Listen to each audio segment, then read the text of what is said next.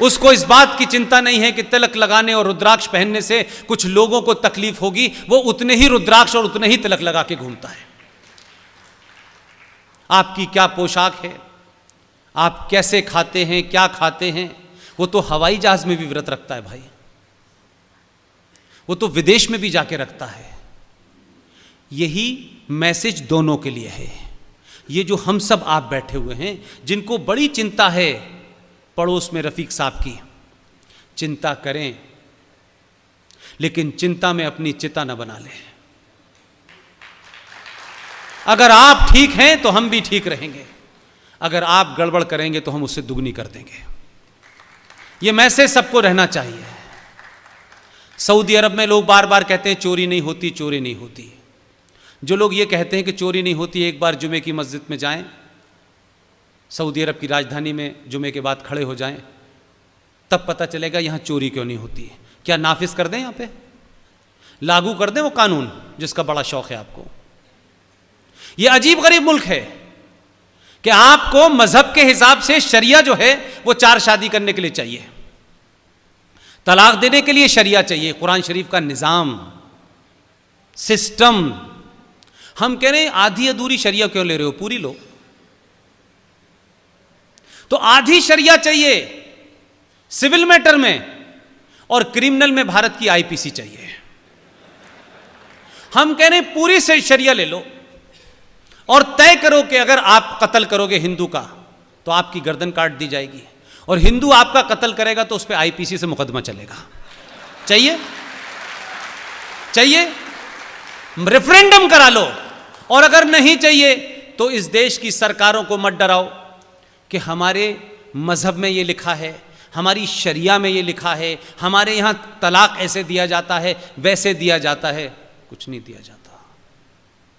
मानो तो पूरा मानो। ये कैसे होगा कि प्रॉफिट मोहम्मद साहब को मानेंगे जब फायदा होगा, जब नहीं मानेंगे जब फायदा नहीं होगा। हज की सब्सिडी लेंगे जो इस्लाम के अंदर नाजायज है, जो मुसलमान होने के लिए जो 5 फंडामेंटल हैं उसमें हज भी है, और उसमें साफ साफ लिखा हुआ है जो काम बुढ़ापे में ये लोग नहीं पढ़ पाए वो बचपन में मौलवी साहब ने मुझे पढ़ा दिया था। उसमें साफ लिखा हुआ है किसी दूसरे के पैसे से नहीं, किसी इंटरेस्ट के पैसे से नहीं, किसी नाजायज कमाई से नहीं, अपनी कमाई किए हुए पैसे से आप हज करने जाएंगे तभी वो जायज है। आप मुझे बताइए, आप हिंदुओं के पैसे से हज करने जा रहे थे, आपको फल तो मिलने वाला नहीं था। काफिरों के पैसे से आप हज कर रहे थे, चाहते थे कि अल्लाह आपकी मुराद पूरी कर दे, तो मुराद तो पूरी नहीं हो रही, इसीलिए पूरी दुनिया में जलीलो ख्वार हो रहे हो तुम, क्योंकि तुम इस्लाम को मान ही नहीं रहे हो। प्रॉफिट मोहम्मद की बात छोड़िए, हजरत इब्राहिम को ख्वाब में आया कि अल्लाह ने उनसे कहा कि सबसे नजदीकी चीज मुझे तुम्हारी चाहिए। हजरत इब्राहिम ने कहा अपनी बेगम साहिबा से कि मुझे ख्वाब में अल्लाह बार बार ये कहते हैं कि सबसे नजदीकी चीज मुझे चाहिए। तो उनकी बेगम साहिबा ने कहा कि हम तो बहुत गरीब लोग हैं, हमारे पास तो बेटा है, बेटा इस्माइल है, यही हमारे सबसे नजदीक है, ये दे दीजिए। हजरत इब्राहिम अपने बेटे को लेकर अल्लाह की राह में देने चले गए। बेटे ने रास्ते में पूछा कि कहाँ ले जा रहे हैं अब्बा, तो उन्होंने कहा कि ऐसे ऐसे अल्लाह ने कहा है कि सबसे नजदीकी चीज मांगी है, मेरे पास तुम्हारे अलावा सबसे नजदीकी कोई चीज ही नहीं है। तो बेटे ने यह कहा कि जब आप मुझे अल्लाह के लिए कुर्बान करें तो मेरे हाथ पैर बांध दीजिए ताकि मैं किसी तरीके की आपसे जद्दोजहद न करूं। हजरत इब्राहिम उनको लेकर चले गए और एक झाड़ियों के पास पहुंचे।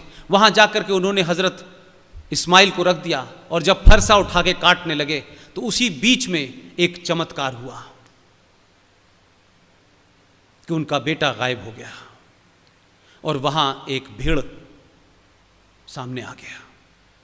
तो वो जो करिश्मा था वो सिर्फ इतना ही था कि अल्लाह हजरत इब्राहिम का ये इम्तिहान लेना चाहते थे कि तुम यह वाकई में मुझ पे पूरा ईमान रखते हो कि नहीं रखते हो। ऐसा नहीं होगा कि आधा शरिया चाहिए आधा नहीं चाहिए, पूरा ईमान रखा। हजरत इब्राहिम का इतना जबरदस्त अल्लाह के ऊपर ईमान था कि उन्होंने अपनी सबसे नजदीकी चीज को जब कुर्बान किया तो अल्लाह ने अपने करिश्मे से उनके बेटे को हटा करके वहां भेड़ पैदा कर दी, और उसी के बाद से ईद मनने लगी। लेकिन मुनाफकत और मक्कारी देखिए। अल्लाह ने कहा सबसे प्यारी चीज, और कहते हैं कि अल्लाह पे हमारा मुकम्मल यकीन है। नमाज पढ़ने से अल्लाह से यकीन नहीं होता। सड़क पे नमाज पढ़ोगे, ये बताओगे, डेमोन्स्ट्रेट करके ताकत दिखाओगे कि हम इस मुल्क के अंदर सड़क रोक सकते हैं, उससे तुमको अल्लाह मेहरबान होने वाला नहीं है। और झूठ और मक्कारी क्या है कि ईद से एक दिन पहले बाजार से 5,000 रुपए का बकरा लाए, काटा और खुद ही खा गए, और कहा कि हमने अल्लाह की ख्वाहिश पूरी की है। अल्लाह ने तो बेटा मांगा था, पूरा यकीन है तो दो। अगर यकीन है अल्लाह के ऊपर और तुम कहते हो हमारा मुकम्मल है, तो दो अपने बेटे को। वो अल्लाह अगर तुम्हारे ऊपर यकीन रखता है तो उसको भी बदल देगा हजरत इब्राहिम की तरह। लेकिन नहीं, ये बेवकूफ बनाने की दुकान चला रखी है, पूरी दुनिया में चल रही है। लिहाजा जो अच्छा है वो हम मानेंगे, जो हमें लग रहा है। इसलिए भारत, पाकिस्तान, बांग्लादेश से लेकर के पूरी दुनिया में जिस इस्लाम को आप देख रहे हैं वो इस्लाम नहीं है। इस्लाम के नाम पर पावर कैप्चर करने के लिए एक आइडियोलॉजी की तरह इस्लाम इस्तेमाल हो रहा है। डराओ धमकाओ, डर गए तो ठीक है, नहीं डर गए तो लड़ो। तो ये जो इस्लामिक आतंकवाद का नाम लेने से भारत के लोग डरते हैं, उन्हें लगता है कि हम ये कहेंगे तो कोई नाराज हो जाएगा। अगर आप कहेंगे फला आदमी चोर है तो तभी बुरा लगेगा जब वो चोर होगा। तो ये बात अलग है कि आपके आदमी को, जिसको आपने भेजा है, उसको इतनी तमीज है कि जो बात मैं नहीं कह सकता वो अपने असिस्टेंट से कहलवा देता हूं। और उसी अमेरिका में जाकर जहां आपके प्राइम मिनिस्टर की वेटिंग हुआ करती थी, वो पीछे पीछे ऐसे घूम रहा था जैसे अमरावती में आए हों वो भाषण देने और लोकल एमएलए खड़े हों लाइन से, इन्हें वोट दे देना। वैसे ही खड़ा रहा वो चुपचाप। और जब उसने मुंह खोला कश्मीर, तो उन्होंने कहा ये 50,000 हैं और पूरे अमेरिका में कई करोड़ हैं, दोबारा जीतना है तो इनका वोट चाहिए, वो मेरे कहने से देंगे। तो बोला Kashmir is a internal matter of India. सब यूएनओ भूल गए। और जैसे ही उसने कहा कि दूसरी बात, वो तो तोल के करता है ना, व्यापारी आदमी है, तय करके करता है कि नहीं अभी पूरा नहीं हुआ मामला। उसने कहा भारत और पाक, हम अमेरिका इस्लामिक आतंकवाद से मिलकर लड़ेंगे। तो यहां बहुत सारे लोग हंसते हुए रो रहे थे, रोते हुए हंसने लगे हैं। बहुत उनको तकलीफ हुई। अजीबोगरीब बात है, जो बात खुद चाहता था वो उससे कहलवा दी है। और 50,000 गुजरातियों ने 5 मिनट तक खड़े होकर ताली बजाई। उनको समझ में आ गया कि जो हमारे दिल की बात तो यही थी भाई। तो आप जब सत्ता के साथ समाज खड़ा होता है, तो आप, जिन लोग आपको डराते थे, जिनके कहने से हुर्रियत कॉन्फ्रेंस नाम की एक आतंकवादियों की, एक जिहादियों की दुकान 1990 में अमेरिका के कहने से खड़ी हुई थी, आज वो कहां हैं? उनका कैलेंडर जारी होता था हर हफ्ते, वो कहीं उनका नाम सुनाई दे रहा है? ये गिलानी, ये मीरवाइज, यासीन मलिक, ये कहां हैं? एक सीरियल आया था दूरदर्शन में, कहां गए वो लोग?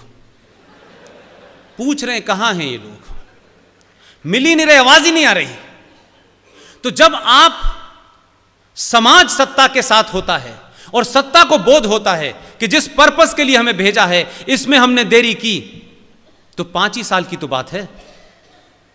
इसलिए जिस तेजी